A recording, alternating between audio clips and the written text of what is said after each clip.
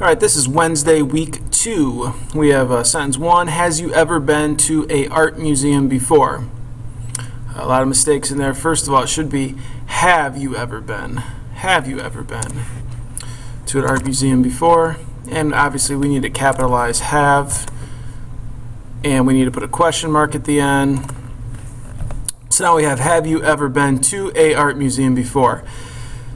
Whenever you have a vowel sound, like with the A with art, you need an before it, not a. So we want to go to an art museum before, and that should take care of number 1. Number 2, the gym teachers' names are Mr. Chen and Mrs. Baker. Again, we need to capitalize at the beginning, the gym teachers. The gym teachers' names, the apostrophe here is going to go after teachers. The reason we know this is because names is plural. Therefore, the teachers must be plural too. If it was just the gym teacher's name is Mr. Chen, then we would know that the apostrophe would be apostrophe S. But instead, we know it's plural. We put the plural after, or we put the apostrophe after the plural for teachers' names.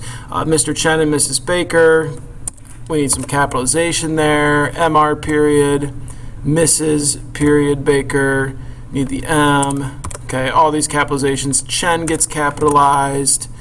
Baker gets capitalized. Now we have the gym teachers' names are Mr. Chen and Mrs. Baker, and we are good to go. Number 3, circle the antecedent of the underlined pronoun. Now, it's early in the year. We haven't talked about antecedents yet, or pronouns for that matter, but the pronoun's underlined. Jill and Leslie asked us to meet them after band practice. So them is the pronoun that's underlined. The antecedent means what is the pronoun referring to? That's who the antecedent is. So who is them referring to?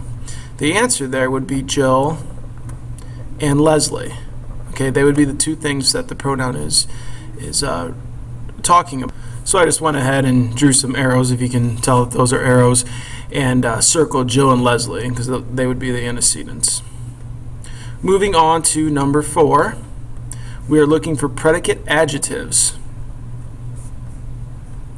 Predicate adjectives refer to the linking verbs. Whenever you have a linking verb, and in this case we have are, and we haven't really learned about linking verbs yet, so it might take a while to understand the concept of this, but I'll tell you the linking verb is are. It's what are the adjectives being linked. So the houses in Georgetown are small but cozy. If we break that down, we really just have houses are.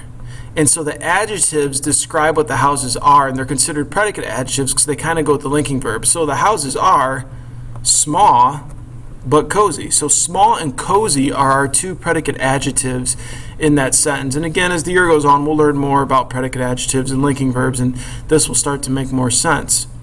Number 5, Hero's grandmother is Japanese and his grandfather is Irish.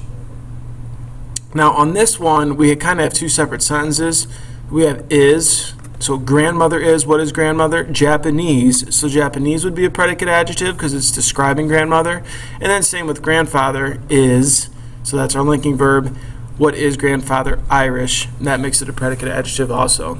Okay, and that is all for Wednesday, week 2. Let's go ahead and turn our papers over and write down one thing we learned, or maybe one thing we even have a question about this week, because I know there's a couple concepts that we haven't learned yet.